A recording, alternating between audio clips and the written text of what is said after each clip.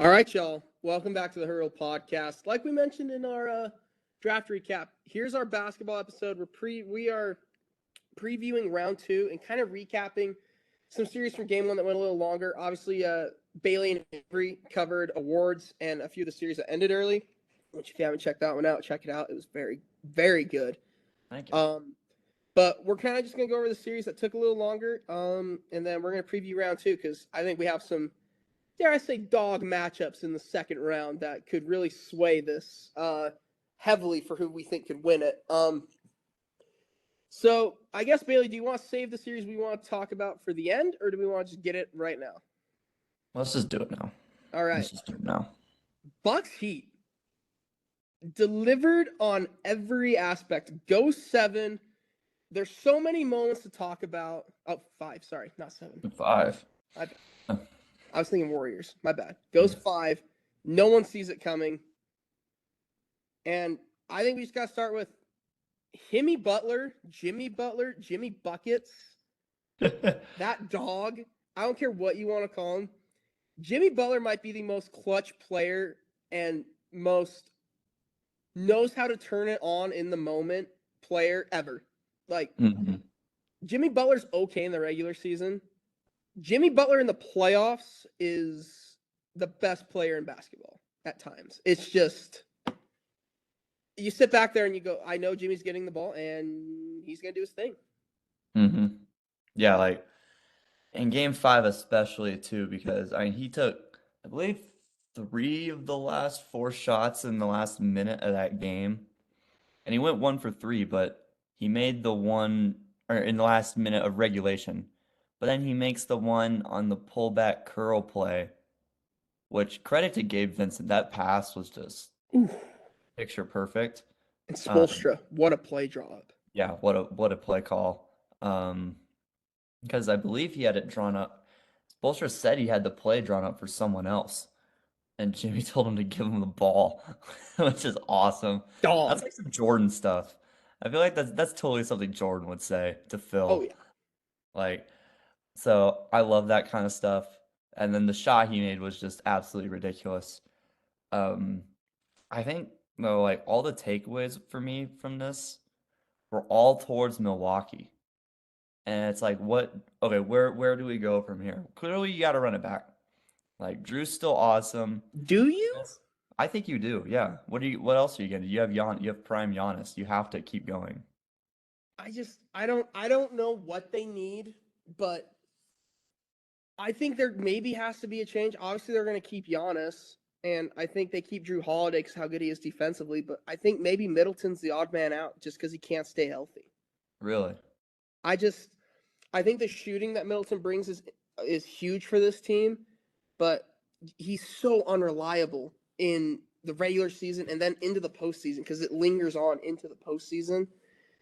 I don't know what you could get for a guy like that. I'm sure teams would give up some valuable assets. I just think for where the Bucks are, where they should be in the finals every year because they have Giannis. I think they should be, and it's every year it seems like they lost too early, especially this year to a Miami team that had to claw and fight to get into the playoffs. They lose the first play-in game and then beat the brakes off Toronto. And it's just like, I don't know where they go from here. I really don't. And I think we're going to touch on it. I think coaching's huge for the Bucks right now. I think it's got to be a change there as well. Oh, so you think players and personnel gotta go? I think so. I mean, I think if you were to tell me one of them over the other, I would probably obviously say coaching just because of how good Chris Middleton can be. It's just, I think it's interesting that, a lot of these good teams always are like, well, let's run it back. And it just never works out. The only team in the NBA I could say right now that's like, let's run it back is like the Warriors because they're the Warriors. And it starts with coaching and because of how great Steve Kerr is and how Budenholzer is just not that guy anymore. I just don't think he's that guy anymore. And you have the best player in the league. Like, I don't know how you don't get out of the first round. Yeah, I think a couple things changed when we look at the 2021 playoff run from from Milwaukee. I think a couple things have changed. One, Giannis's free throw shooting has gotten extensively worse. When Yeah. you, I believe it was a game six, they won in six against Phoenix when he had 50 in game six. Hmm. He shot like 13 or for 17 from the line, something along those lines. He was an above average free throw shooter actually during that playoff run. He was shooting at a clip of 70% or so. So, and then when you like, he's kind of like Shaq in that way. He's unstoppable unless you put him on the line. And then once you put him on the line, you're getting less than you're probably getting about a point per possession every time he's on the line. He's gonna go 50%. But when Giannis makes free throws, his scoring averages are gonna jump from 28, 29 points per game to like 33, 34 when he makes free throws. So I think that was one. Two was like how badly Eric Spoelstra outcoached Budenholzer. Laps around him. Took laps around him. And I know there was some reports after the series that came out that Budenholzer's brother passed away, I believe. So that sucks. Of course, and it's really hard to coach a playoff series under those circumstances. So maybe that gives the Bucks some more leeway towards Budenholzer coming this off season. Not to say that as like being condescending or anything towards anything that happened in that scenario. But I think when we look at from a basketball perspective, what the Bucks have to do this offseason, I think Budenholzer has to have a very strict spotlight put on him in terms of what they're going to do come this offseason. Because you look at the team, I still think the team is perfectly built for Giannis. You have Drew Holiday, who's a defensive monster. Middleton, when healthy, can make clutch shots, which they just never got because Jimmy was making all of them. Yeah. But they just never got the clutch shots they needed down the stretch of these games, especially in Game 5. But it's like you look at games 4 and 5. They were up double digits going into the fourth quarter of both those games, and they lost both those games. Those are games you got to win. We That should have, can't happen. yeah, at the end of Game 5, we should have been talking about Milwaukee being up 3-2. That's what we should have been saying. And we're saying Miami beats them in 5. And I think that had to do with coaching. I think that had to do with Giannis's free throw shooting. Um, I enjoyed what he said after the series. I think it was a really unique take. He had some very intelligent things to say, I thought. But if we look at it from this season, any prime Giannis season where you're not at least making the Eastern Conference Finals, I think is a disappointment But not at a the minimum. failure. They're like it's the same thing. Like Drew is getting up there in age, Middleton is getting up there in age. You have to take advantage of them while they're in their primes. And to lose to this Miami team who is so inconsistent in the regular season in 5 games at home, and you can't close it out. Um, yeah, completely sucks.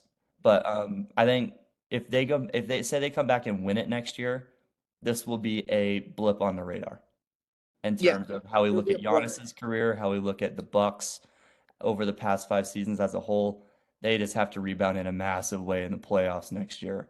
That completely overshadows anything that they did this year. Yeah, for sure. And you touched on it. I think Giannis's comments after the game were great, and that's good and all. Like we sat and watched it a couple times because we were watching the game together, and I think Giannis had some great points, great takes, but like at the end of the day, the season was a failure. Like Hmm. like Bailey said, like it's you have your 3 best players in their prime, and you cannot beat a Miami Heat team that is outside of Jimmy Butler is not good. Like they are inconsistent. Jimmy's the only constant. And And Bam, like I think you could say Bam.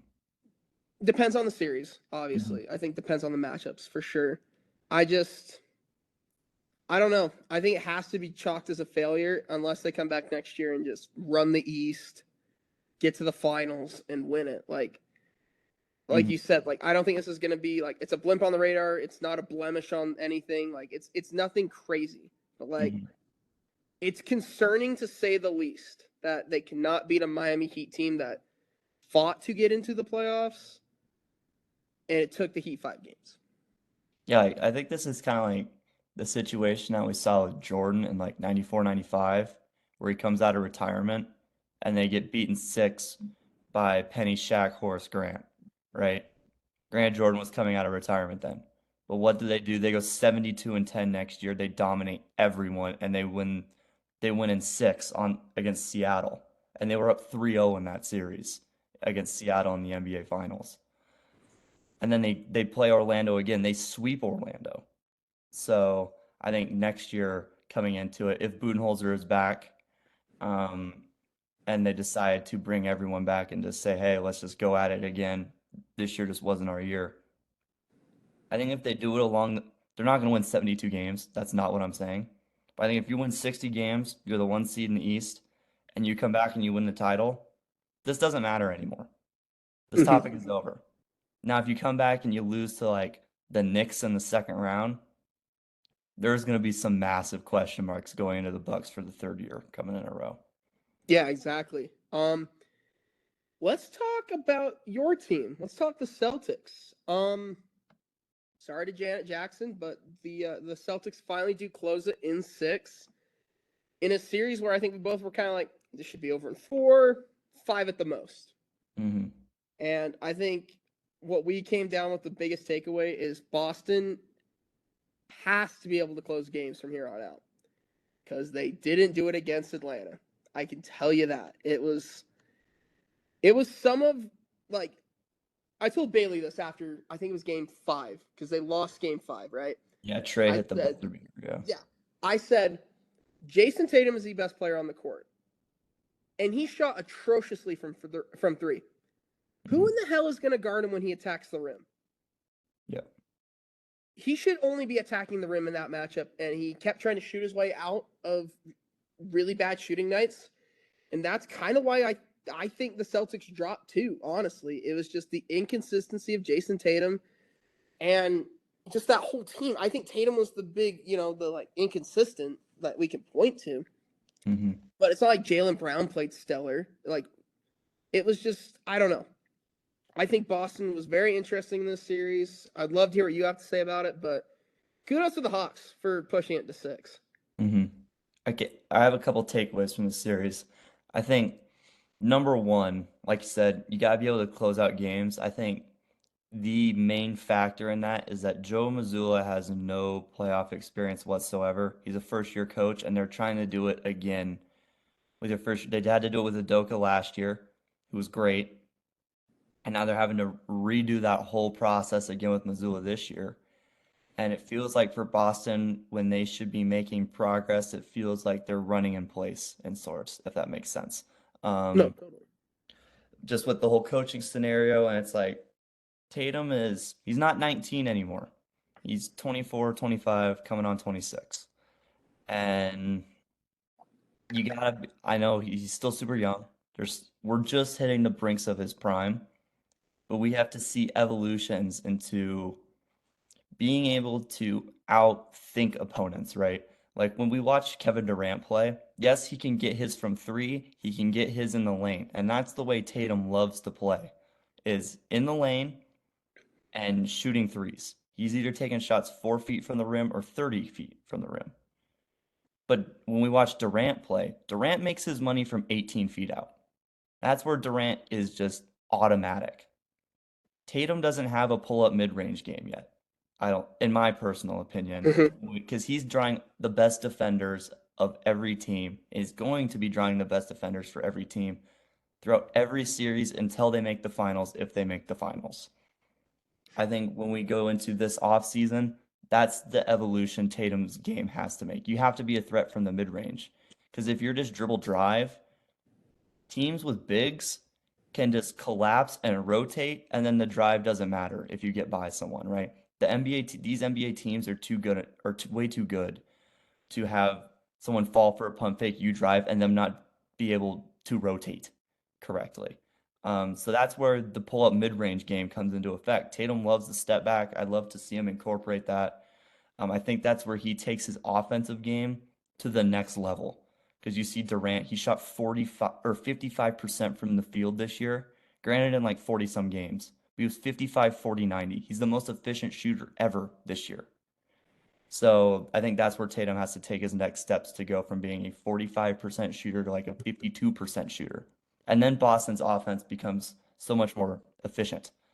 Um, And way more dynamic. yeah, way more dynamic too, because then you got to worry about him in the mid range. So um, it can't just be all threes and paint work. I thought Jaylen Brown was fantastic this series, personally. I thought he was the games that Tatum didn't have it. Brown stepped up to the plate in every way imaginable. He was efficient. He's just a great number. They work so well together, Tatum and Brown. He's just a perfect number two for Tatum. I love Jaylen Brown in this series. For me, it's just the coaching matchups into the future. Like if they have to draw Miami again in Spoelstra, I don't know how comfortable I feel with that. I know they don't. Miami doesn't have Tyler Hero anymore. It's just the coaching. Like I think over a 7 game series, Spoelstra could get the best of them 4 times, and that's all you need to move on. So um, that's kind of where I worry. There was some eye-opening things about Boston that I thought had been put in the past that have been reinvigorated, and game one against Philly has punched me just square in the face with all those worries. So we're gonna talk about game one with Philly here in a minute. I have a lot to say about that. Yeah, for sure. And just to end the series, huge props to Quinn Snyder coming in and replacing Nate McMillan kind of Yep. for the last part of the season, this playoff run. I mean, I don't think anyone kind of expect them to take Boston to 6. Yeah. And he got that team looking good. I think the future can be bright in Atlanta, especially if Trae Young's going to keep Trae Younging. Yeah, and when you look at the roster's good. Like the roster's not a bad roster. They have a nice 1-2 punch at guard with Young and Murray. They have Hunter, who's a great 3-and-D small forward. They have Bogdanovich, who can come in and spark an offense for the course. He can change a quarter or 2 quarters in a game or a series. That can really swing the tide. I really like him. They have Capella, who's great off the pick and roll with Trae Young and DeJounte, and John Collins, who was great in this series. So like the roster isn't bad. Quinn Snyder just needs more time. I think they could be a potential 3 or 4 seed with some threat here in the next couple of years if Quinn Snyder does what I think Quinn Snyder can do. Yeah, for sure. We'll skip Philly, Brooklyn. You and Avery talked about that. Great job Yep. again. New York, Cleveland. Yeah, Uh, weird one. Weird one. I don't think we saw the Knicks winning this. I mean, there was a shot, but like Mm. we were kind of like best player on the court's Donovan Mitchell. Donovan Mitchell wins you games, like he just does. Mm-hmm. And he played great. It's everyone outside of him played absolutely, I just think atrociously. Outside of one game from Darius Garland, they just looked bad. They looked bad compared to the Knicks. Mm-hmm. I think for me it was the coaching. Like, okay, yes, like Mobley was not great. He was fine defensively, but he was really inefficient offensively, just wasn't a threat. Same thing with Jared Allen, not a threat offensively. He's like Rudy Gobert. He scores all of his points off rolls and alley-oops, and he makes his money protecting the rim. That's what he does. Um, and then their wing play was so inconsistent between whether it was Levert, whether it was Okoro, whether it was Osman. They just couldn't ever find a guy where it's like, you're going to start at our 3 position. It was kind of like that all year, where it's like, you're going to start at the 3. We're going to let you rock for all these games, and you're our third scorer. They don't have a third scorer. And Darius Garland is not a take over the game second scorer. He showed it in, was it game 3 It that was they 2 or won? 3. 2 or 3? Game 2. Yes, you're correct. Game 2, back at home. He showed that in game 2 where he scored 26 in the first half. But he's a playmaker first. He's a pass first point guard. He's a guy that's looking to get 12 assists before he gets 20 points, right? And they just need a third scorer. But like back to the coaching. When the too big thing isn't working, you got to get out of it. Like, and JB Bickerstaff was like insistent on running Allen and Mobley for the fourth quarter of all these games, and New York was still out rebounding them. So clearly the two big thing isn't working, especially when Allen can't score and Mobley can't score. So it's like you need to get some scoring in there, push the pace. New York doesn't like triple digit scoring games. They like games in the mid 90s, right? Like 85 to 95 is their territory of where we feel comfortable. They like to grind it out games. That's how Tom Thibodeau's been his entire career ever since Chicago. So they like it's like push the pace then. Get some guards in there. Let's make some matchups that make them adjust. Make New York adjust is my whole point. And they never did. They never made New York adjust. Darius Garland had the one half that made them win game 2. Donovan Mitchell was great in game 1. But then the series goes to New York and they get smacked for games 3 and 4 and you had to win one in New York. And yeah, and then the series was basically over after game 4. I didn't really think there was any chance of maybe Cleveland would have won game 5, but there was no way in hell Cleveland was going back to game 6 to win in New York to win game 6. Like there Yeah. was absolutely no chance. So I thought Udoka would have been a great hire for Cleveland. Granted, it would have just been like it was just way too soon for them. I was kind of thinking Udoka would wait for more options to coach some better teams. Like maybe you want to compete for a championship in the next 2 or 3 years, but maybe Houston's looking to make 1 or 2 big moves this offseason. I don't know. Yeah, for sure. And like, I think going off that, New York's crowd was electrifying. I don't think it stacks up with like what Sacramento had, obviously, but like the Knicks home crowd was insane. They were ready for this. They knew Donovan Mitchell could have been a Knick and wasn't, and kind of just wanted to show him should have been a Knick. Like, and I think the Knicks kind of spalled out. Brunson was great this series. I think Brunson Yep. played outstanding. Randall also did when he was in and healthy. And Mitchell Robinson And being able Mitchell to Robinson, handle yeah. Mobley and Allen, he was fantastic. Yeah, he's the sleeper there because, again, it's 2 bigs on 1, and he was better. And it was just incredible. I think we can both agree New York's the wild card in all this because they draw Miami. We'll talk about that game 1, but I think the Knicks could either pull, I guess, the upset, even though they're the Miami's higher favored seed. now in the series. Like So if it's you like, look at okay, Vegas odds, they're favored. it's like, okay, can the Knicks be an upset?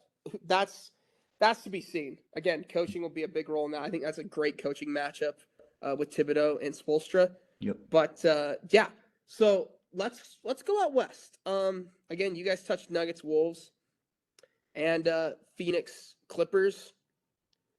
But we get, I think, the best 2 series to talk about. Let's start LA Memphis. What a disappointment for Memphis. Like, they go in as the 2, they're playing the 7, and it was just so disappointing. And you could even say the series was because there was just blowout game after blowout game. Like, it never felt competitive really in any of the games. Yeah. Yeah, and I think the big take home for Memphis was LA used their size to their advantage. Anthony Davis was great for a lot of the series. Jaren Jackson was as well, but it's just like they didn't have size going in. Their 2 centers were hurt, and it's like, okay, Jaren has to play outstanding. And again, good, almost great, but not outstanding that could have helped Memphis steal a game or 2. Yeah. I'm at a loss of words with Memphis. Like, what the hell were they doing? I understand like this losing Steven Adams is massive, as is Brandon Clark. And one of the big games they won was Xavier Tillman had like 15 rebounds and 23 points. That was the one game they won in LA. It was either game 3 or game 4. I think it was 4. Yeah. But that was the one game they won in LA. Or no, that was game 3. Game 3, because then it was 2-1 series. But I just look at the course of the last 20 games of the regular season leading into this postseason. I've never gone from like, I kind of like this team to I absolutely freaking hate this team in like the blink of an eye. I think they're almost unlikable at this point. Like the whole John Morant, I'm finding the West stuff, that was hilarious. Just that age like milk. That was terrible. People need to stop saying this kind of stuff. Like it's Mm-hmm. just stay in your lane, do your shit. Mm-hmm. Don't uh, don't metaphorically poke the bear like Dylan Brooks did. My God, don't do it. Like Oh don't. my. And then that actually just pissed me off. Like you can't play as bad as Dylan Brooks did this entire series, just getting worked by LeBron game after game after game. Like LeBron gave you a 2020 game in game 6 or There's your game 40. 5 or whatever it was. Yeah. And then they get 40 balled in the elimination game in LA. 40 balled as the 2 seed. How does that happen? And it never felt like they were in control of anything going on in this series. Nothing felt like, hey, Memphis could, after they were down 2-0 or whatever, it was like, nothing was like, hey, maybe Memphis can come back and win this. Yeah. Nothing felt that way ever in this series. LA dominated from front to end, whether it was Hachimura's 25 or 26-point game in game 1, all the way to LeBron's 2020 game through game 6 where Memphis gets dropped by 40. 40. I can't even stress it enough. A 2 seed getting dropped by 40 And by I a gotta 7 have it. seed. Yeah, and they gotta have it against the 38-year-old LeBron and an Anthony Davis who maybe is on the court. Like, who knows? He might like sprain his wrist and then he's out for 2 weeks and because he tripped. Like, you never know with Anthony Davis's health. And LA just crushed them this series. And looking ahead, looking ahead for Memphis, I'm kind of just like flabbergasted. I don't know what they do. Like, you're gonna bring Adams back, of course, and he's the part that makes this team likable for me. And then you're gonna bring back Brandon Clark, and then you get your size back. But you got to show it in the playoffs, and for a team that's never showed it to make all these egregious claims because you were 20-10 through the first 30 games of the regular season. Stupid. Yeah. Beyond stupid. Yeah, absolutely. And I think what was huge in this series was the Lakers' depth. The moves they made in the right before the deadline. Yeah. D'Lo played great in this series. Austin Reeves, I know, wasn't a traded piece, but Austin Reeves played outstanding this series. Their depth guys, or guys they brought in at the deadline, really pushed the Lakers over the top, especially at the end. Like we mentioned, best team after the deadline. And they showed it against, they took it to the 2 seed. And now you sit there and you kind of just go, who's going to stop them?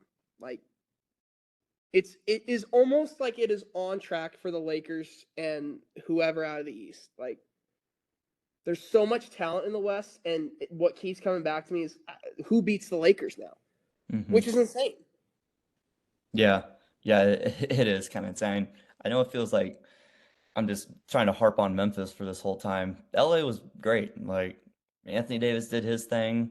LeBron was just as consistent as he ever can be. And for me, it's not about those two. It's about can the side guys stand up. Hachimura was fantastic off the bench for them. I can't express how much he means to this team off the bench. If he can just get 15 and play some great defense, he's awesome for them in that role. Same thing with Austin Reeves. He's a guy who can stretch the floor. D'Angelo was off and on. He was great in Game 6 when they blew him out. And then like the additions of Jared Vanderbilt, who will probably be guarding Steph Curry in this Golden State series, which we'll look ahead to. His defense is invaluable for this Lakers team. Like after the trade deadline, the Lakers are #1 in defensive efficiency, I believe. If not, they're at least top 5. So defensively, this team has had an entire just remastered look. And Anthony Davis had 5 blocks in like 2 or 3 of these games in this series. So yeah, I don't want to just be here and just not give LA their credit. They deserve their credit. But for me, it's just hopefully Memphis learns from their immaturity in this series. And then like not talking to the press after you get 40 balled in game 6. Hopefully they learn Kind their lesson coming kind into of this. deserve that. What, the media shattering they've been getting? Yeah, they need it. Like, I think it would humble them. Not going to the media thing is just stupid. I think a humbling experience like that after getting beat by 40 after you were talking all this shit, like Hmm. I think that would have been a good growing moment, and they really didn't take that opportunity, and I think that kind of hurts them, honestly. I think not talking to the media after was huge. They're inapologetic about the whole situation. It's like, you guys know the series is over, right? Like, there's Like, no game 8. yeah, you lost in 6. You understand that you lost in 6? It's not a 9-game series. Yeah. Like, just no awareness, and to LeBron kind of put them in their place. So honestly, I would be interested in Dylan Brooks guarding LeBron every playoffs, and LeBron playing till he's 50 and having this be the outcome every time. And I'm not even a LeBron fan. Like, I don't like LeBron like that. So You're yeah, not that LeBron guy? yeah. Memphis just pissed me off. That's For it. sure. All right, let's talk about outside, I think, Bucks Heat, even though this was the best long series. Yeah. Uh, Warriors Kings. I think we stated it in a couple reels Bailey did, and just us talking about it. What a series! I don't think anyone gave the Kings much of a shot, kinda. And after watching that game 1, they made me believe, and they made a lot of people question the Warriors. And they took them to 7. It wasn't they took game 1 and it was over in 5. No, they took them to 7. Hmm. But I think the experience of the Warriors in those clutch moments, it finally happened, and it happened in game 7. Monk was not great for the Kings. He's been great the whole series leading up, and then game 7, non-existent. And I think that was huge for Sacramento, but definitely kudos to them. They had a lot of great accolades this year. I think they're going to come back next year even better, because now you look at that team and you go, they can be a free agency destination. I don't know who they bring in, but it's just like, who wouldn't want to play for Mike Brown with De'Aaron Fox with Sabonis? Like, I don't Yeah. know. It's interesting to say the least. Yeah, definitely. Like, you look at it, there's clear holes. Like, they need a, and I think Keegan Murray can maybe fit this in due time. Like, immediately, just looking at the series, they need a wing with some bigger size to help on the glass, because Kevon Looney just killed Sabonis on the glass. Yeah. I think he had 3 games with 20 or more rebounds. He had 108 rebounds over the course of this entire series and 48 points. So, he was there for one reason and one reason only, and he did his job. The Kings were, I want to touch on the Kings first. The Kings were awesome, outright awesome. Fox is a baller in the playoffs. This is the first time we've gotten to watch him in the playoffs, and even with a broken index finger, still played great all the way up until game 7. Struggled shooting the ball in game 7 when they needed it. But I think the telltale game for the Kings for me in the series, after they took game 6 in Golden State on the road, elimination game, and they take that game by almost 20 points, that showed me, like, after games 1 and 2, I knew they were legit. But after game 6, it was like, wow, these guys can play with the best of them. And Mike Brown coached his ass off this entire series. He was fantastic. Um, there's just some adjustments in game 7, and Steph Curry was incredible in game 7. 50 points on 38 shot attempts when no one else had it going. No one else had it. Clay was 2 for 10 from 3. Poole was 3 for 9. He was unplayable this series. Wiggins was 5 for 16 and shot 6 for 10 from the free throw line. Couldn't even find it from the line. And Steph Curry has 20 made field goals, 50 points, and just made everyone look stupid out there, to be honest. It was Yeah. kind of insane. Um, he was just unbelievable. So when I look at it, it's just the Kings were legit, and I really hope they make the playoffs next year. I think Mike Brown has an offense that runs like butter. It's beautiful to watch. They're a great team to watch. Once they add some, I think they need a little more defensive size, one more defensive presence, because the best teams right now, they got 3 scorers. Like, you look at Philadelphia, they got Embiid, they got Harden, they got Maxey. You look at the Nuggets, they got Jokic, they got Porter Jr., they got Jamal Murray. The Lakers right now, you got LeBron, AD, you got D'Lo, right? every team has three scorers. The Kings really have like two defenders in that starting lineup. I think if they could have some more defensive versatility outside of Davion Mitchell, um, that could really help them coming into next year. But I just loved watching every game in this series, or every game that I could. It was And it was must watch. yeah, and when I couldn't watch, I watched all the highlights. So it's the most in tune I've been with a basketball series since the Celtics finals last year. And yeah, it was just remarkable to watch. Congrats to Golden State, though, for moving on. They had to fight in this series. And Steve Kerr is just an awesome coach. How has he become to the point where it's like he's an underrated coach now? He's got 4 rings as a coach, and he's underrated at this point. His adjustments were fantastic. Bringing in Looney into the starting lineup was just a great move, because Sacramento did they just couldn't play Alex Len to counteract the size. Like they needed the offense. That offense runs through Sabonis. So, and that pick and roll, pick and fade, that option that Sabonis has from 15 feet in that mid-range game, um, that offense just goes through him. So if you pull him to counteract the size, the Warriors are going to run you off the floor with Curry and Clay and their three-point shooting, their ability to get out on the break. So you can't play Len and Sabonis at the same time. So Mike Brown had to pick his poison, and he wanted to run the offense the same way, and just a great adjustment by Kerr there to bring Looney in. Yeah, exactly. And like again, kudos to the Kings. I think the Malik Monk like resurgence almost or whatever you want to call it, Huge for was them. huge. But like he's a bench piece. He Mhm. cannot be your third scorer, and it showed it in Game 7. Like again, they're a scorer and a defender away from really pushing every team in the West. It's just what are those pieces? What do they look like? Do they already have them in house, like a Keegan Mhm. Murray, like you mentioned? It's going to be interesting. I think the Kings nothing but up, and the Warriors are just the Warriors. I mean, I doubted them. I'm sorry, but like I bought into the hype. I get it, but the Warriors are legit. They are Better than me with Memphis. Like I just wish I took the same logic into that Memphis LA series. Like the experience is going to win out over the course of a 7 game series that it here. And like you said with the Kings, like Keegan Murray, like he was awesome in game 6. If he can evolve that ability for them, like he was the number 4 overall pick for Sacramento last year. He could fit into this offense like peanut butter and jelly, man. He's just gonna be so great for them. and And he he can can still, shoot. yeah, he can stretch the floor still at 6'10". He brings the size, he brings the versatility, he can switch on to guards. I think he's everything the Kings are looking for.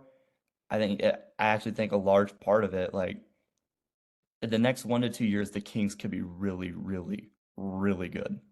And that it's crazy to think about because like a couple years ago we were talking the Kings are gonna relocate. They're gonna go to Hmm. Seattle. Like they're bringing the Sonics back just because how bad this team is. Hmm. And after that, watching that home crowd, watching that city, watching that team, I think Like the Sacramento's here to beam. stay. Like the Beam Baby. I hope they bring that back. But I think it's one of those things where I think the Kings are here to stay in Sacramento, and they finally got their coach. They finally got the assistant off of good teams that they needed, and they finally have these young guys playing to that point of contending. Yep. I mean, obviously Keegan Murray sussed about, but like Fox, it's always been when's he gonna take that jump? He took that this year, and Yep. Sabonis has always been like, well, he was good in Indiana, like, but when is he gonna evolve? And I feel They like he found did that this passing year. ability with him, Yeah, which adds just another dynamic to their offense that really only the Nuggets have with Jokic. yeah, Or maybe, I guess you could say the Warriors with Draymond as a big that can pass.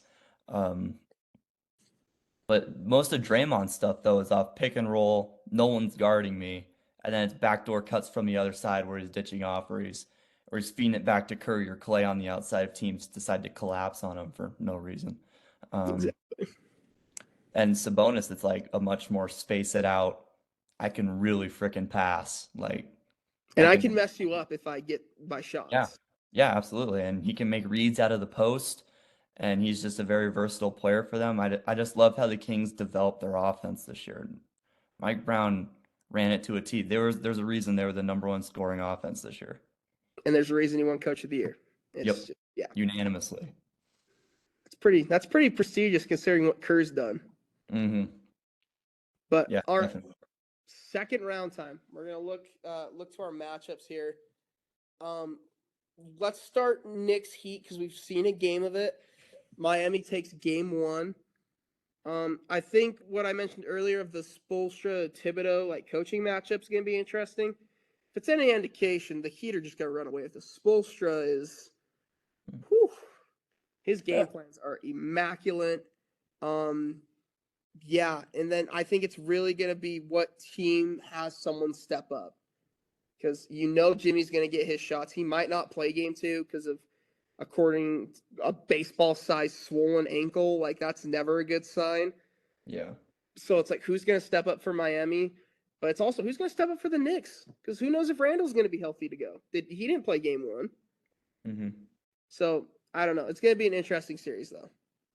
Definitely. I think now like Miami got the game that they wanted in game one. So now with Jimmy's injury, they could probably just sit Jimmy for game two. And they'll be fine going back to Miami having this be a 1-1 series, right? Because they know they can win in New York now. They've already proven it. So they could take game five. So say they lose one in Miami and it's 2-2 going back to it's a 3-game series at that point, basically. They know they can win game five in New York or game seven in New York. And they just got to get their one at home. And so I think they can rest Jimmy for game two, which I believe is tomorrow or today, as of this video coming out. And they can sit him for game two, have that ankle swell back down, ice it as much as he possibly can, and just have And him, maybe he's limited. yeah, and just have him as ready to go as you can for game three. And if he can't play game three, maybe then he plays game four. So, and then he's fully healthy for game four, we would presume. Yeah, I think that the Heat have that ability to be flexible with him. Just because I think we look at this, I think the Heat are a better team. I mean, it could just be because of Jimmy Butler. I just think they're a better team. They're more experienced. They have the better coach. Like, you could afford, I think, in this series to get behind 2-1, let's say, hypothetically, if Jimmy and they lose both without Jimmy. I think that's okay because I think this team is good enough. They match up well with the Knicks. Mm-hmm. It's just how healthy is Jimmy Butler? If they don't have Butler, the Knicks are gonna be in the Eastern Conference Finals. Yeah, yeah, definitely. Um, yeah, I just think that's just the flexibility that winning game one provides you, though, right? Is now you get to sit Jimmy, and if you can somehow pull out game two without Jimmy, you are sitting pretty coming in game three. Great. Yeah, like you're sitting really nice. And if you lose game two without Jimmy, who cares? You didn't have Jimmy Butler. You go back home having it being a 1-1 series. And maybe you can push it to 3-1 in Miami. So that's just the benefit of having an injured superstar but winning game one in the process. Um, Philly can do the same thing with Embiid right now. They don't have to play Embiid game two because they won game one in Boston already. They only needed one. If the mentality is, hey, we can go back to Philly and take both games, then we're up 3-1 going into game five, and Embiid comes back fully healthy for game three. That's a huge advantage, and I think they can go with the same strategy. I think for the Knicks, I just I'm trying to see a way for them to win this series over the course of 7 games. I don't know if that happens. Like I like Bam's matchup with Mitchell Robinson. Jalen Brunson can take anyone on this team, but it's not like he's going to average 40 a night for them to win 4 games out of 7 in this series. So it's got to be RJ. It's got to be Quickly, who's been atrocious through the 6 games of the playoffs. He's been really bad. He needs to provide some scoring, much like how Miami needs Tyler Hero back, and they're not going to get him. New York has a healthy Emmanuel Quickly, and he can't put the ball in the hole right now. So they need him desperately to come off the bench and provide some. They need points really bad, just really bad outside of Jalen Brunson. And RJ's just got to shoot the ball better. So these are going to be defensive slugfests, these games. I don't know if either team will break 100 points really in like almost any of the games. Outside of game one. Yeah, I think they're going to, yeah. Like, and that barely even broke 100. So I think all of them are going to be right in that area. And I think it's just going to come down to coaching. And I like Spoelstra in that matchup. And neither of us had this. We both had Milwaukee and Cleveland, actually. How, who wins in how many games? What do you think? I just again, like we've been hitting it on the head. I think the best player in the series is Jimmy Butler. I think they have the best coach. I really don't care if Jimmy is healthy. With the thought of Jimmy being hurt, I'll say Heat in 6. I think you can spare the 2, but I could see this over in 5. I really could, but I think 6 is my comfortable spot, considering the Jimmy injury. I say 6 as well. Like, also Miami. Um, yeah, I just think game 2 is kind of just a throwaway game. It's an almost incredible to call a game in a series a throwaway game. But game 2, looking at it from Miami's perspective, is a throwaway game. Game 2 for New York is something you have to win if there's no Jimmy Butler. If you don't win this game, the series is over, in my opinion. There's no way Miami doesn't win 2 of the next 5. No way. Yeah, There's no way that happens. There's no way Eric Spoelstra lets that happen. Um, Especially with the stuff you saw against Milwaukee. So I think New York will take game 2. This will go to Miami 1-1, and we'll go from there. But I see Miami taking 3 out of the next 4 in that series because I think it'll go to game 6, and Miami will just close it out at home. yeah, for sure. All right, let's get to your team series. The Celtics Sixers. Billy goes up, takes first game without Embiid tonight. They're up 1-0 in the series. Bailey, you have the floor. Oh God. Go off, King. Oh Jesus. Um, Man, where do I even start? Like, I guess I could start like from the very beginning in the first quarter. I mean, at half, Boston was shooting 71% from the field and we're only up 3 points because James Harden came out and he was just incredible. 45 points, hit the big three at the end of the fourth quarter, and was just making every play he needed to force Philly to win this game. He came out and set the tone for them offensively, which I think was huge. Like, because Boston came out and shot the ball so well in that first half, first quarter, even. They shot 85% from the field in the first quarter, which is the highest percentage mark in the last 25 years. And at the end of that quarter, Boston was only up 8 points. So, and they're only up 3 at half after shooting 71%. No Embiid, like we said, for Philly. Now they can rest him for game 2, which is just so important that Embiid gets that extra rest. Game 2, also kind of a throwaway game for Philly. They're sitting in the same position. And Boston, like we said, can't close out games. It's freaking stupid. It's stupid. I hate it. It just puts you through like as a fan, the amount of like stress-inducing turnovers this team has is beyond ridiculous. Like Malcolm Brogdon's turnover with 28 seconds, I believe, left on the clock. I I I can't even describe how terrible it was. Like they passed up 2 open threes. Marcus Smart got the guy to sell in the fake, but like we were talking earlier, these teams are too good in rotation to where if Marcus Smart blows by someone for a drive, he's not a scoring threat, right? They're not going to put any defensive pressure on him. So then they just rotate naturally. And it's almost like nothing even happened. And Tatum cuts, Brogdon throws it straight to Tyrese Maxey instead of because he doesn't know the shot clock, apparently, even though he has a wide open 12-foot floater. Tries to pass it to Tatum with 0.6 seconds left on the clock. Tyrese Maxey takes it, throws down a dunk, puts Philly up. I believe 1 at that point. Maybe it was 3. And then of course Harden hits just the gigantic. I'd have to rewatch the last part of the game, but then Harden just hits the massive 3. The way Harden worked the pick and roll tonight, masterful, masterful. He looked fully healthy. He's getting all the tips off traps that he's really famous for. Like even though he's really bad on defense, like on ball defense, he knows how to read passing lanes, and his ability to tip the ball off of traps, which is what which is why he led the league in deflections those couple years in Houston when he was vying for the MVP every single year, and led the league in steals 1 or 2 of those years. That's how he gets his steals, is through passing lanes, off traps, reading people's eyes. And yeah, and then the out of bounds play was not good.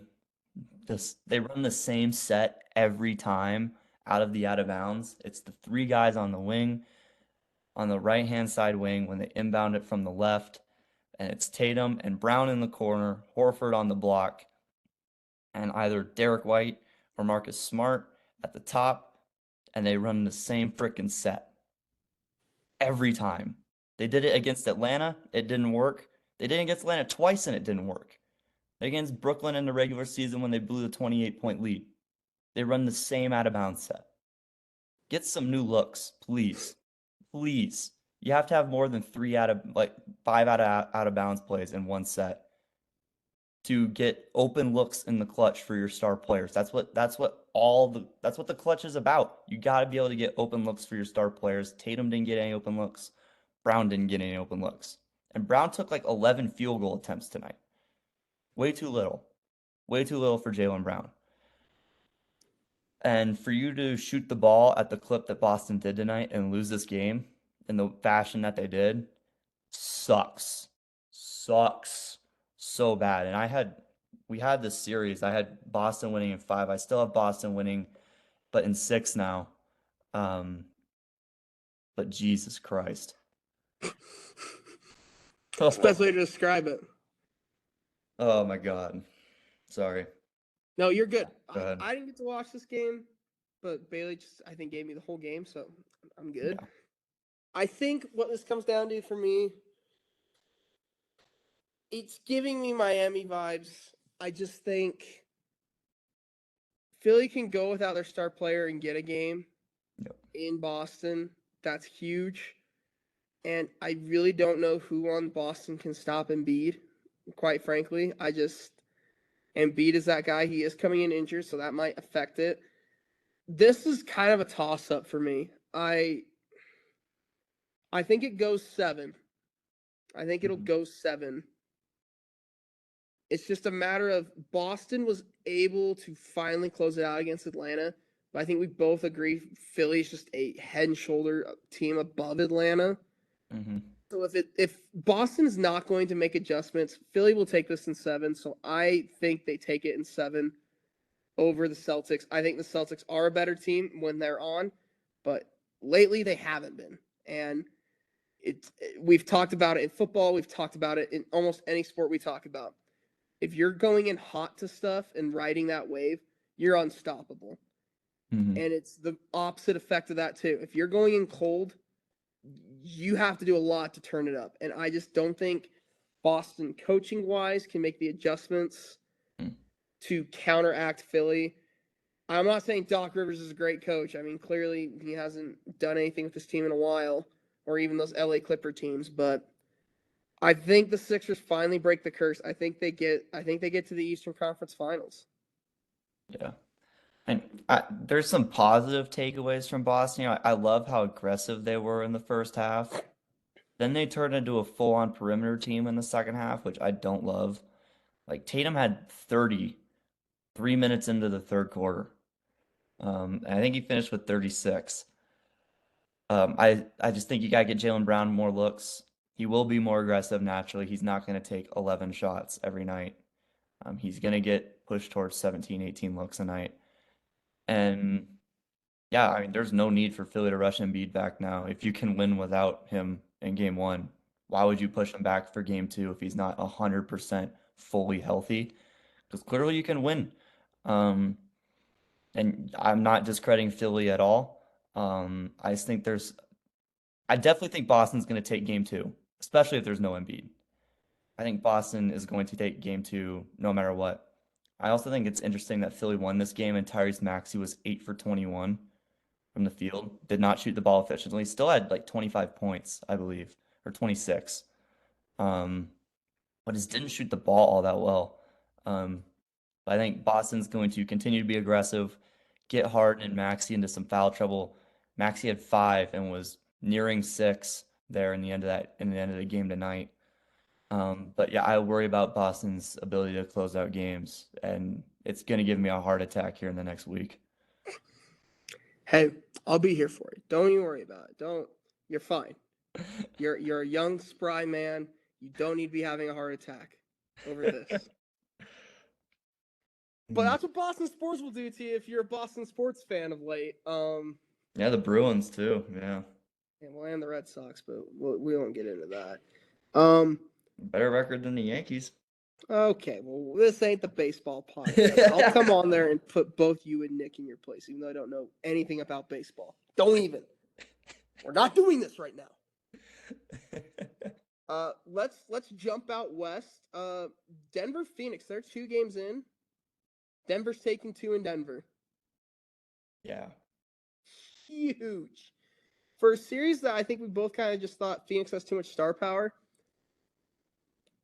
They just haven't done a lot. Like Booker had a great game tonight, but it's like, it's not that KD had a bad game. I just go, KD only scores 24 points. You're gonna lose. Like, I'm sorry. Like, I think KD has to get that 30 mark right around where Booker's at, because you didn't get out of Chris Paul tonight, who was he was injured.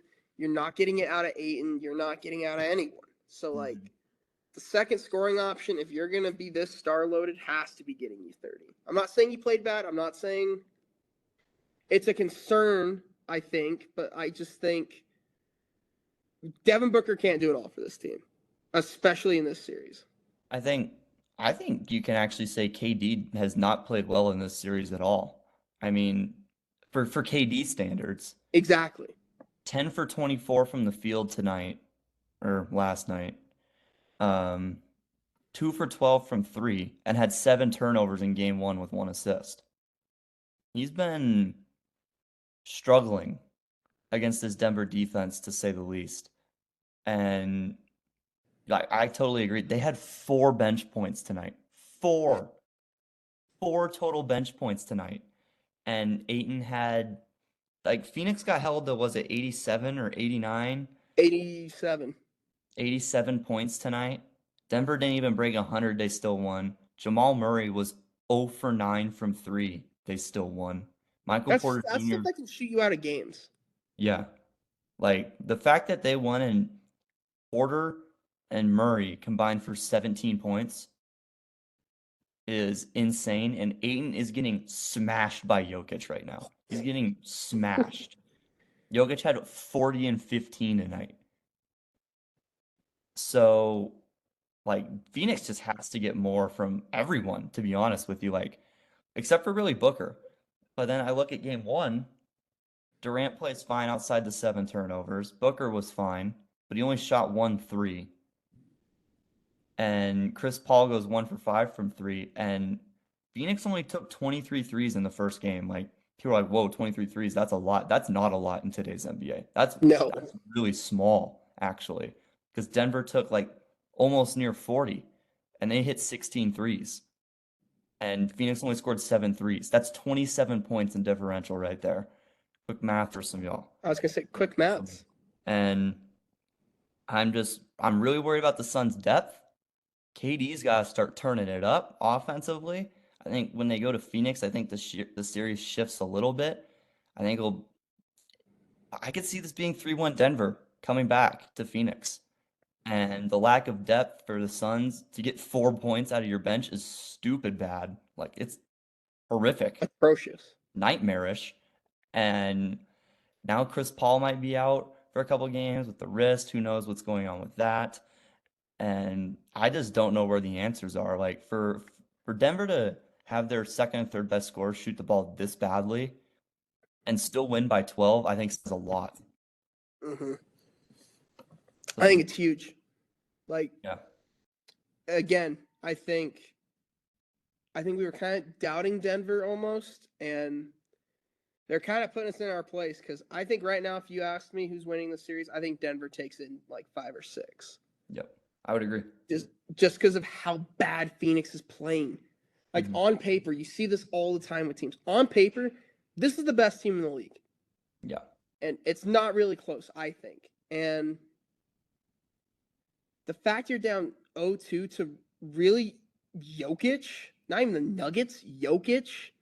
hmm When you have this much star power, I don't see a way Phoenix recovers, and I don't think having games in Phoenix is really gonna boost them by any means. I agree with you. I think this goes 3-1, and then I think Phoenix maybe grabs one in Denver, and then it'd be Denver, Yep. and then I think Phoenix could finish it out in 6. I don't see it going further than 6. hmm I mean, and even in game one, looking back to game one, Jamal Murray was the best player on the floor in game one. Oh yeah. He had like 30 or 35. And if Denver's not getting those games out of Murray and they're still beating you, I am hitting the brakes really hard on what Phoenix is doing. And I think there was telling signs in the Phoenix LA series. I mean, me and Avery got to talk about it. Durant was playing 45 minutes and Booker was playing 45 minutes a night in those LA Clippers games. And granted, they won in 5, but all those games are like 6, 7, 8 point games. They have to play Durant. They have to play Booker all these minutes. Otherwise, who's going to score outside of them? There's like Aiton's going to get his 14 to 15 a game. And then where does the rest of it come from? Like Chris It's not Paul's like got to Torrey step up his Craig's gonna game. light you up. Yeah, and like Torrey Craig was great in the Clippers series. He shot the three incredibly well, and now he's kind of been non-existent through 2 games as their starting small forward.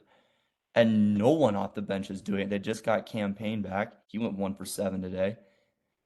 And man, it's just I'm just trying to envision where these other points are going to come from for Phoenix to outscore Denver, especially when Denver isn't shooting the ball very well. And I think like Phoenix didn't strike when the iron was hot tonight. This was their night to do it, and they had a poor shooting night. I think they got to start shooting threes more too. Like Mm-hmm. granted, they have 3 of the best mid-range shooters ever in Booker, Durant, Chris Paul, but those are twos. Like Threes are better. it's almost like it's like they're the direct opposite of Tatum. They're taking too much mid-range, and you gotta stretch out to the 3 and try and match. Because I think they can match Denver's 3-point shooting. Like KD's not shooting 2 for 12 from 3 every night. He's just not, and he's not turning the ball over 7 times every night either. He's played 2 bad games from Kevin Durant standards, and Booker's been fine, more than fine. He's been very good.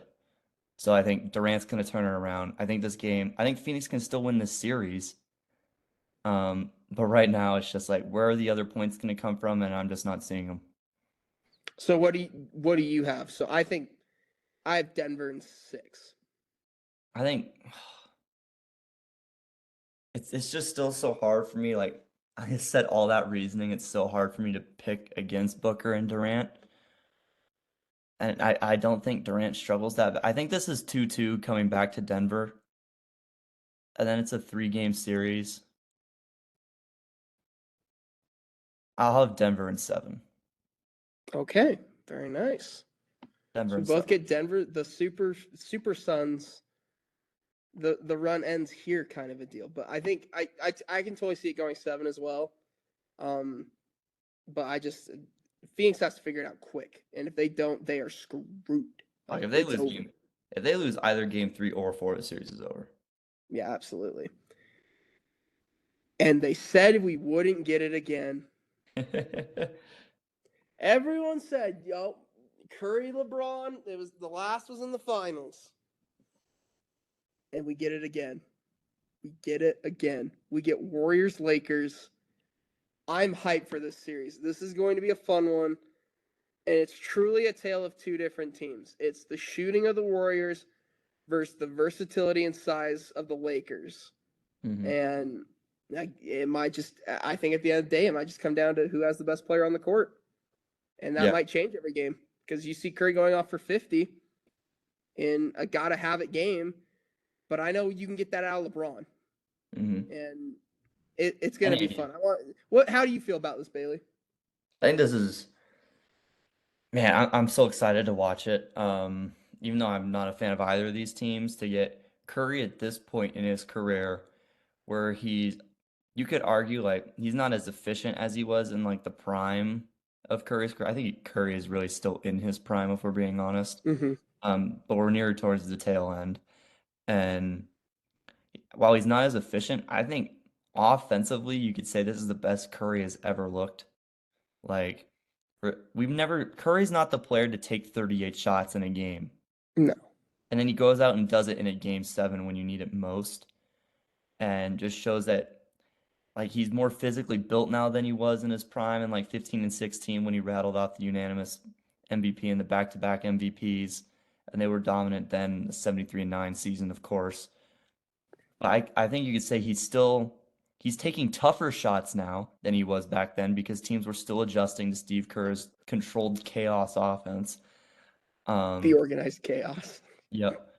And then they added Durant, and Curry was the most efficient player in the league, right alongside KD. They were a match made in heaven for each other.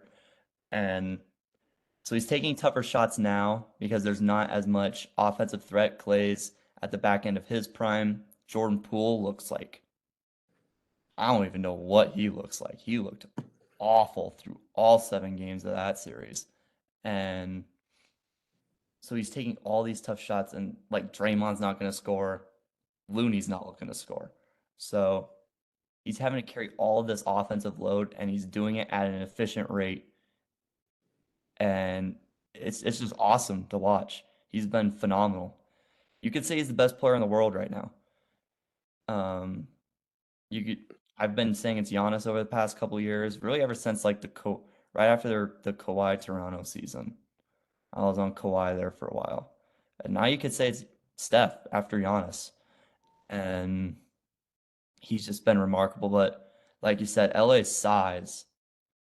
I'm very interested to see what lineup Steve Kerr runs out there in game one, especially in game one, because I when you look at matchup on matchup, Wiggins on LeBron is an interesting matchup, but I'm looking at Anthony Davis in this series.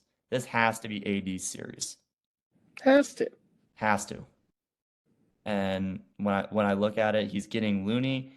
Green can be a problem, but 87 feet, Green's 6'6".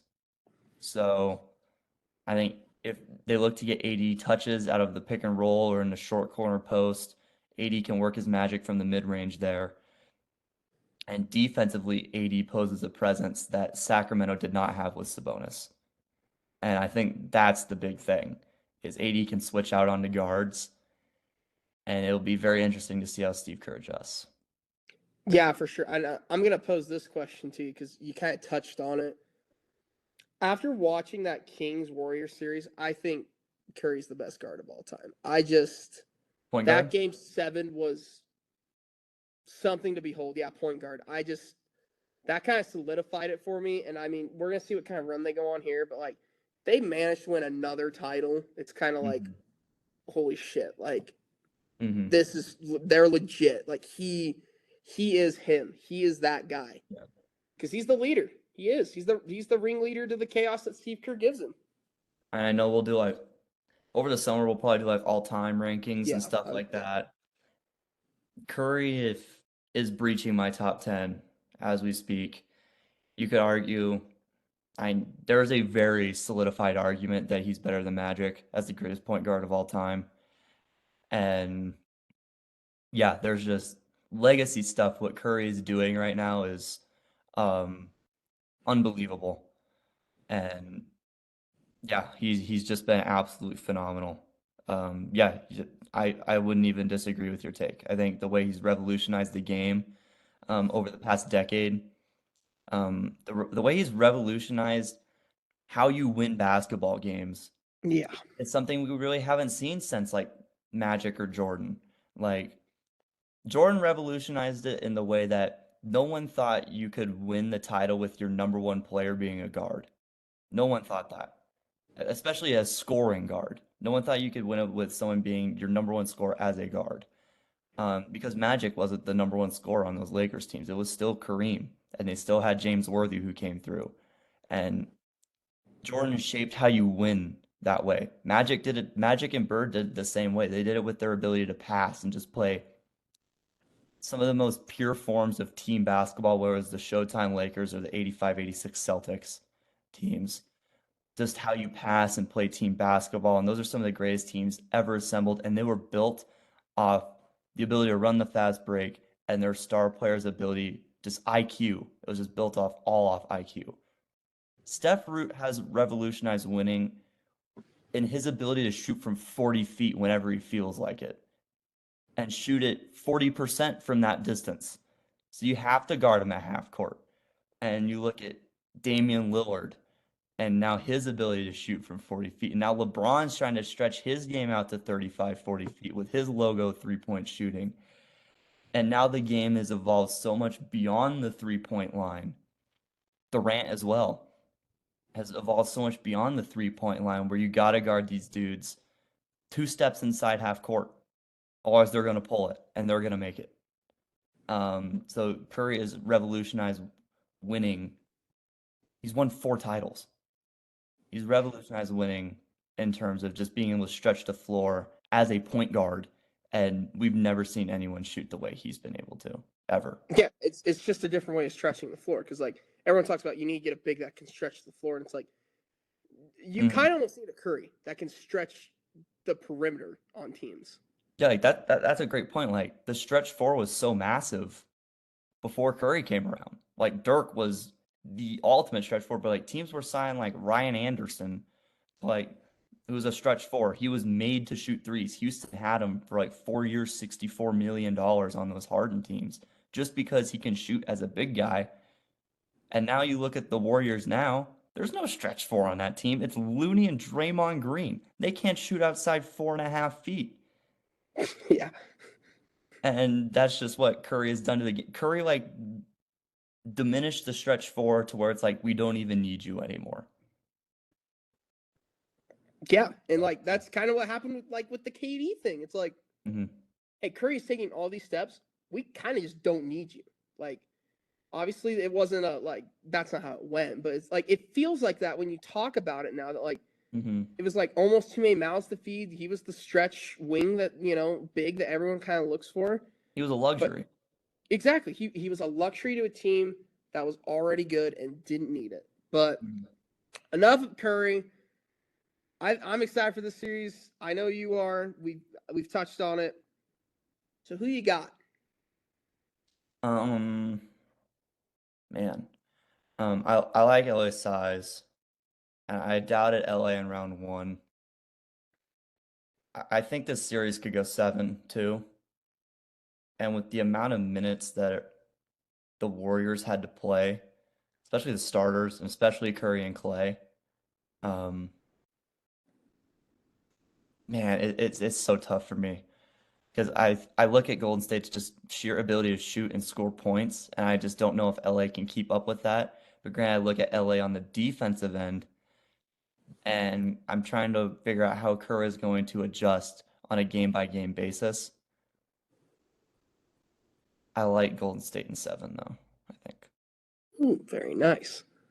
So I think one of the big takeaways for me is like, I don't know who's going to guard the Warriors guards. Like, that's maybe the weakest spot on this Lakers team is defense within the guard position because D'Lo is just not a defensive guy. He never has been. And that concerns me because, again, Clay and Curry can win you games. Either one. Especially if they're getting wide open looks. Right. So if your defense isn't on point, I think they can take advantage of that. However, the caveat to that is I do not know who guards LeBron. I don't think Andrew Wiggins can stop LeBron. I don't think anyone can, but like especially Andrew Wiggins. I think AD, if he is healthy and can do it, I don't think Looney can guard him. I don't think Draymond can guard him. So the key to the Lakers is slowing this game down and giving the Warriors less possessions and attacking low and getting your makes. Because, I mean, Curry and Clay aren't perfect. They're going to miss shots. Like, if you give them a couple opens, they might miss 1 or 2. With all that being said, I'm going to take the Lakers in 7. I think, I just think this is going to be a classic what stars are going to show up in these games. And then to caveat that, what bench piece is going to truly carry? Because if Jordan Poole isn't doing it for the Warriors or whoever is coming off the bench for them, I'm sorry. I think Hachimura can give it to you. I think Reeves can give it to you. And I think the Lakers are built right now to go on a run. This is what every team that goes on runs does. They are well built.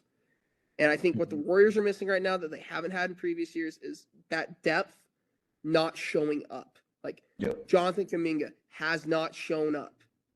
Jordan Poole, if he's coming off the bench, needs to show up. Yep. So both teams are experienced, so that really kind of just throws it out the window. I think obviously Golden State's a little more experienced. You can make the argument, but I trust LeBron in this Lakers team right now. I hate it, but Mhm. I trust the Lakers right now. Yeah, I think that's definitely something that weighs advantage LA. Like we know what the Lakers are, and outside of the starting five for Golden State, we don't really know what's going to happen. I'm very interested to see if Steve Kerr goes really small, like really small, and they run that lineup of Steph, Clay, Poole, Wiggins, Draymond out there, and just like, hey, AD can get his, but we want to play at our pace with our ability to score, and let's just see if you guys can even defend us.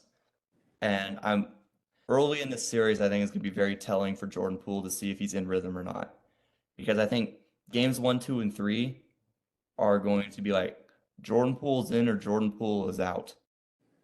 And after game 3 or game 4, Steve Kerr can have that conclusion. Um, I, I I think so. I think Poole's the X factor for the Warriors. I think Davis is always the X factor for the Lakers for me. Like, you know what you're gonna get from LeBron. You're gonna get 28, 8 and 8. Simple, easy. It's like he can do that with his eyes closed now at this point in his career, no matter who he's playing. Um, so for me, for the Lakers, it always comes down to what are you gonna get from Anthony Davis? Um, I think Draymond can have one or two just great defensive games from him, and I just don't know how you guard. I expect Clay to heat up. Like Clay didn't have a big game really in that entire Sacramento series. I think Clay's really gonna find it here. I think he's So due. yeah, he's due for a couple big games, and if Steph is gonna get all this attention, um, you could see Clay get some wide open looks, and he takes advantage of those 80% of the time. So And it I, seems like he I always just plays well against the Lakers. I don't know what it is. yeah, I just look at him like threes are worth more than twos. Give me the threes, and I think Jordan Poole can maybe find his rhythm in this series if all the attention is brought to Steph and Clay. Yeah, for sure. It's gonna be interesting, and it's sure as hell gonna be fun. Yeah, because also when you look at like that King series too, Poole was actually getting a main defender on Sacramento's team. Yep. Game 1 and 2, Poole was getting Davion Mitchell. Not Steph was not getting Davion Mitchell. And that shut Poole down for the rest of the series. Like once he didn't find his rhythm in game 1 or 2, he was done for the rest of the series. That's why I bring that up. So Yeah, and it'll be interesting to definitely see gonna what be a both great teams come out series. with. Yeah, definitely. I Definitely. think I agree. Game 1 and Game 2 are gonna be huge kind of tells because like if the Warriors come out cold and they go small ball, they have to switch it to that bigger lineup and then see what Hmm. that gets you. Or like vice versa, the Lakers could play the first game really slow and they could get blown up by 30, and then you go, okay, well we got to match their intensity, we got to match the rhythm and try to throw them off with our rhythm. So, Hmm. and you've got two great coaches. Kerr's Yep. amazing. I think Ham has really found his stride with this Lakers team the way it's built right now. Yep. So it's going to be a fun matchup on every aspect, I think. Yep, definitely. It's gonna be all about pace of play, how well the Warriors shoot, and can the Lakers match up defensively for me. So yeah. Yep, sure. Super excited. I can't wait to watch LeBron Curry again. We got it for those 4 or 5 straight years in the finals. It was great almost every And time you almost took it until for the Warriors granted, it got felt Durant. like. Yeah. Yeah. So those are gonna be great matchups, but I believe that is it Mm-hmm. for NBA playoffs round 2 breakdown, round 1, tail end of round 1 recap. I will continue to do the game by game reviews of those that I actually are able to watch. I should be able to watch a little bit more this week since it's a dead week here at Montana State. I'll be able to watch a couple more basketball games, which I'm excited about. So expect those reels, and those are over on our Instagram at Hurdle Podcast, HRDL Podcast. Go check us out over there. Give us a follow. Be greatly appreciated. We're doing some great short form content over there. We're getting some baseball reels going now with Seth, and Logan's of course doing the football reels down there. So we're divide and conquer is the motto on the Instagram right now, and Indeed. I think we're doing so. So those are coming out at a very high rate. Go follow us there. If you want to listen to just the audio version of this podcast, go check us out on Spotify. Search Hurdle Sports into the search bar. Hit the notification bell on there so that way you get notifications if you just want the audio ones. Hit the notification bell here too on the YouTube. Subscribe, like, all that good jazz. And yeah, thanks for tuning in. NBA playoffs, round 2. Logan, Bailey, we're out, guys. Peace.